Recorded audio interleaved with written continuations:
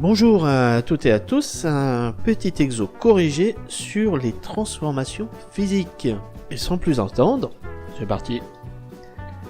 Cet exercice est tiré du manuel Attier seconde physique-chimie, c'est l'exercice 20, page 107.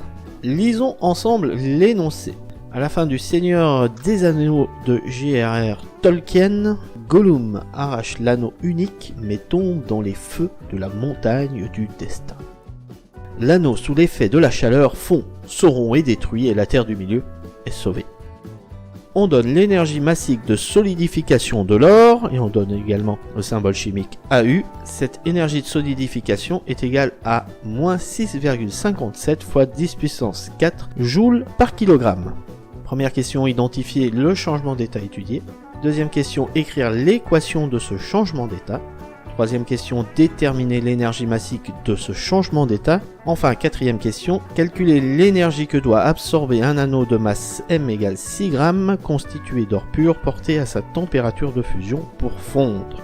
Comme toujours pour cette série, vous mettez la vidéo en pause, vous faites l'exercice, puis vous venez voir le corriger. Vous pouvez vous aider du cours, la vidéo est disponible, le lien doit s'afficher en haut de l'écran.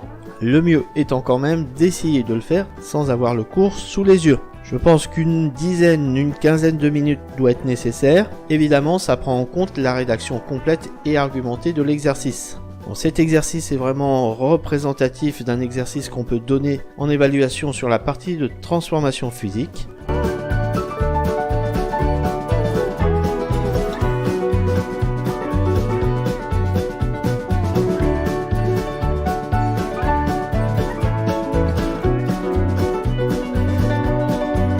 Première question, il faut identifier le changement d'état. Pour cela, une bonne lecture, une bonne compréhension du texte. Le passage important est « L'anneau sous l'effet de la chaleur fond, Sauron est détruit et la terre du milieu est sauvée ».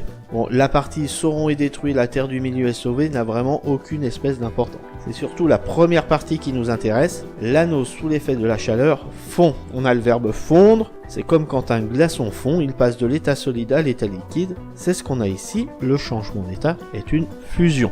Deuxième question, écrire l'équation du changement d'état. On vient de dire juste auparavant qu'on a une fusion, c'est-à-dire passage de l'état solide à l'état liquide. On sait également par le texte qu'on a de l'or, on a le symbole chimique AU. On peut donc écrire l'équation du changement d'état. AU, S pour dire qu'on est à l'état solide, donne AU. L pour dire que l'or est passé à l'état liquide. Rien de compliqué ici. Troisième question, l'énergie massique de ce changement d'état. Alors, on nous donne l'énergie massique de solidification. Et elle est égale à moins 6,57 fois 10 puissance 4 joules par kilogramme. Mais ce qu'on cherche, c'est l'énergie massique de fusion. Sauf que la fusion, c'est le changement d'état inverse de la solidification. Donc si dans un sens, on a moins 6,57 fois 10 puissance 4 joules par kilogramme, dans le sens inverse, dans le sens de la fusion, on a 6,57 fois 10 puissance 4 joules par kilogramme. Enfin, quatrième et dernière question, on veut calculer l'énergie que doit absorber un anneau de 6,0 g d'or pur pour fondre, sachant qu'il est à sa température de fusion. Alors, l'énergie de changement d'état est Q. On sait que Q est égal à M fois L, avec M la masse de l'objet, et L l'énergie massique du changement d'état. On a toutes les données, il ne reste plus qu'à faire l'application numérique. Q est donc égal à 6,0 g fois 6,57 fois 10 puissance 4 joules par kilogramme. Et là, attention aux unités. La masse doit être exprimée en kilogrammes. Bon, vous savez, il suffit de diviser la masse en grammes par 1000 pour obtenir la masse en kilogrammes. Maintenant, on peut bien faire le calcul. 6 fois 10 puissance moins 3 kg fois 6,57 fois 10 puissance 4 joules par kilogramme. Les unités sont bonnes, on peut faire le calcul et on obtient 3,9 fois 10 puissance 2 joules, soit 390 joules. Voilà, c'est tout pour cet petit exercice sur les transformations physiques. Donner le nom du changement d'état, modéliser par une équation et faire un petit calcul d'énergie, c'est vraiment les questions qu'on peut vous poser sur ce chapitre. Comme d'habitude, vous vous entraînez en faisant plusieurs exercices de difficulté croissante.